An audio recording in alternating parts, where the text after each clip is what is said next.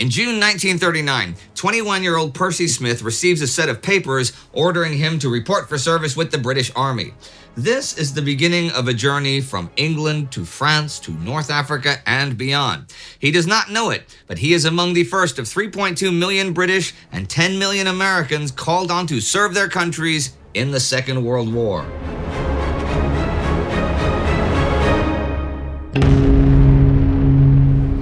I'm Indy Neidell. Welcome to a World War II in real-time special on conscription and conscientious objectors. I'll only be looking at conscription in Britain and the US today, and that's because they are the biggest independent democratic players in the conflict. Conscription and conscientious objection is a different ballgame in countries like Nazi Germany and the Soviet Union. Anyhow, though it has existed in some form throughout history, modern conscription first emerged in France during the Revolutionary Wars there in the 1790s. Refined by the Prussians, the idea spread across the globe throughout the 19th century. And by 1914, on the eve of the Great War, most major states had it in practice. Britain and America were notable exceptions, but even they instituted it in 1916 and 1917, respectively, to compensate for an increasingly small pool of volunteers compared to soldiers required. The rights of conscientious objectors, those who refused service on the grounds of religion or some other belief, were protected in the US and Britain during the Great War. But their treatment left much to be desired. They were very much stigmatized by the general public, and thousands were imprisoned. Conscription was terminated in both countries at the end of the war, but the debate over conscription reemerges in the UK in the mid-1930s. Tensions with Germany are high, made especially so when Adolf Hitler reintroduces conscription himself in March 1935. The French are immediately concerned. They have preserved their conscription system and encouraged the British to reintroduce theirs, but the British aren't really receptive for several reasons. First, a continental land commitment is superseded by home and imperial concerns. Second, the military firmly believes that volunteers make more effective soldiers. Finally, the public is still scarred by the fate of many Great War conscripts and has no appetite for another war. But as the international situation deteriorates, such reservations are put aside. Sort of. Limited conscription is reintroduced with the Military Training Act on May 26, 1939. This calls up men aged 20 and 21 years old for 6 months of training, followed by a transfer to the Reserve Army. The act brings in just 34,500 new men by September, bringing the Army's strength to 892,000. This pales in comparison to that of Germany, which boasts 3.7 million. Things really change on September 3, 1939, when Britain declares war. That same day, Parliament passes the National Service Armed Forces Bill, imposing conscription into the regular army for all men aged 18 to 41. Men in occupations such as engineering, farming, and mining are exempt. So the legislation has passed, but how does it work in practice? How are hundreds of thousands of ordinary young men sent to war? The first group called up are those aged 20 to 23. They register at local recruiting offices on October 21st. The men are then examined by doctors and graded on fitness for service. From February 1940, these grades run from A1 to E. A1 indicates that a man is fit to shoot, drive, undergo severe strain, and be employed in any theater of war. C indicates a man is unfit for considerable exertion, has marked evidence of past disease or disability, and is fit for home service only. Finally, D and E indicate temporary or permanent unfitness. The doctors are more concerned with getting bodies into uniform, though, than providing a real objective assessment. This is reflected in the rejection rate. In peacetime, 1936, 22.6% of men were classed as unfit for service. In 1939, this has fallen to 16.7% and reaches just 13.5% in 1940. After the examination, men indicate their desired corps or regiment in an interview with a recruiting officer. And after 3 or 4 months of basic training, weapons handling, fitness, and lessons on hygiene, they are sent to their destination. By June 1940, the British Army stands at 1.65 million. But what of the conscientious objectors? With such a need for manpower, how are they treated?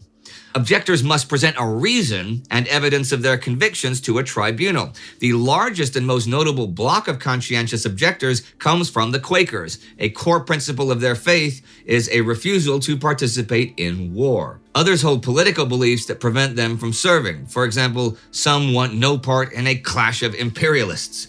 The tribunal boards are far more lenient than their Great War equivalents, reflecting Prime Minister Neville Chamberlain's view that it is a useless and an exasperating waste of time and effort to attempt to force such people to act in a manner which was contrary to their principles.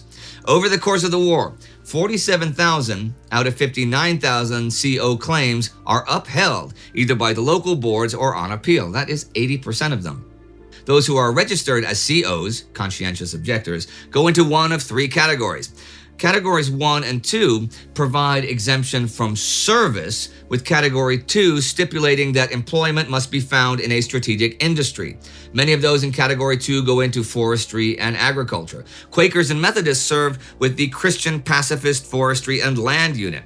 Those who object to combat but not to military service are placed in Category 3, serving in corps such as the Royal Army Medical Corps, RAMC. In August 1940, a special non-combatant corps, the NCC, is formed, rising to almost 7,000 in strength. Here, objectors work in rear echelon duties, with some volunteering to specialize in dangerous roles like bomb disarmament. There are also those denied CO status. Notwithstanding a successful appeal, they are cleared for combat and non-combat roles. Once in the Army, their best option for seeking redress is actually to refuse orders and face court-martial. If they claim that their disobedience is motivated by conscience, they can once again face the CO board with the chance of being reassigned to non-combat duties. Of course, if their Category 4 status is upheld and they continue to disobey, they will go to prison. The U.S., too, changes its stance on conscription as President Roosevelt becomes increasingly concerned about the Axis. After taking office, Roosevelt has managed to beef up and modernize America's forces, something we covered in our Between Two Wars episode on American isolationism. The total number of military personnel has risen from 244,000 in 1933 to 334,000 as of 1939. But Roosevelt knows he will struggle to defend U.S. interests in Asia and South America without greater manpower. Public opinion after the German-Italian invasion of France is with him. A national poll conducted by Life magazine at the end of July 1940 shows that 71% favor conscription, the draft. The door is now open for FDR and his allies to make it happen. A conscription bill is introduced to Congress in August and is approved on September 14th. 2 days later, on the 16th, Roosevelt signs the bill into law as the Selective Training and Service Act. This is the first peacetime draft in American history. All men between the ages of 21 and 36 must register for selection. By mid-October, 16 million eligible men have registered with their local draft boards. These men are then divided into 9,000 cohorts, each of which is assigned a serial number. It is by serial number, picked at random, that cohorts will be called up for service. The first draw takes place on October 29, 1940, in an auditorium in Washington. As the monumental task begins, Roosevelt addresses the soon-to-be draftees.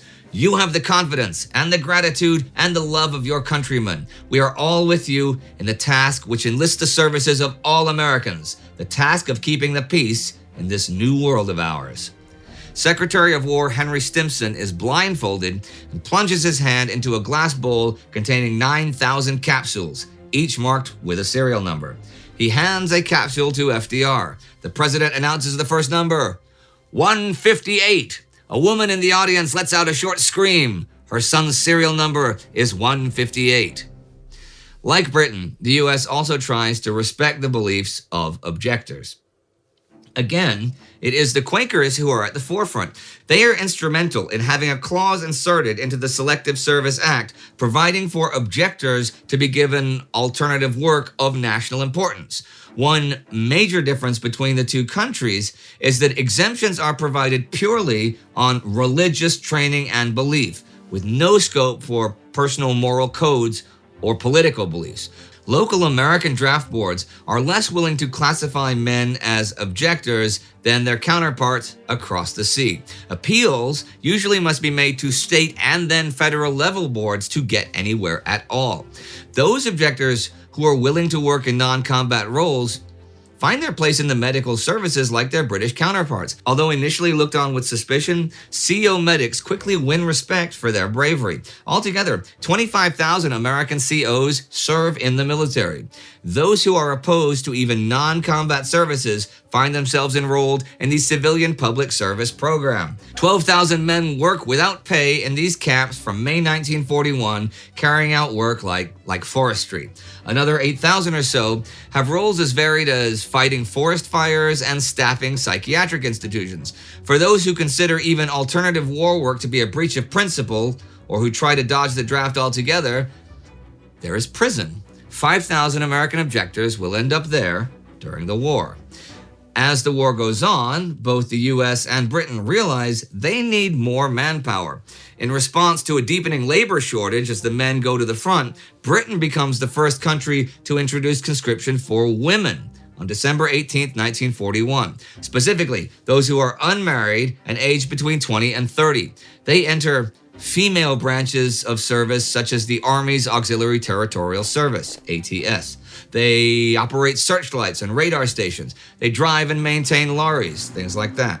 The ATS will grow from 65,000 to a peak of 210,000 in 1943. In addition, by June 1942, there are 40,000 land girls growing crops, tending to animals, and operating tractors and combine harvesters as part of the Women's Land Army. Anna covered this in an episode of On the Home Front, so check that out for more info. For the US, the manpower problem comes into sharp relief in the wake of Pearl Harbor. By that point, 943,000 men have been inducted into the armed forces for a total of 1.8 million. This is not nearly enough to meet the requirements. On December 20th, the eligible age is expanded to include all men between 18 and 64. Physical standards are relaxed significantly in February 1942 as well. Those who require glasses can now be conscripted, and even the number of teeth required is reduced. 1942 then becomes the most productive year for the draft, with 3.3 million men inducted into the American Armed Forces. And those draftees in Britain, the United States, and the other warring nations must go out and defend their countries, must fight, and must die. Percy Smith was just one of the first of a colossal number of men and women called for service, like it or not. Well, this was about the men and women who would serve in the war. But if you'd like to see how some nations financed the war, check out this On the Homefront episode about war bonds and the German invasion of Canada. Yep, you heard me, the German invasion of Canada. And to get ever more content like this and like that, join the Time Ghost Army at timeghost.tv or patreon.com. Do not forget to subscribe, and I will see you next time.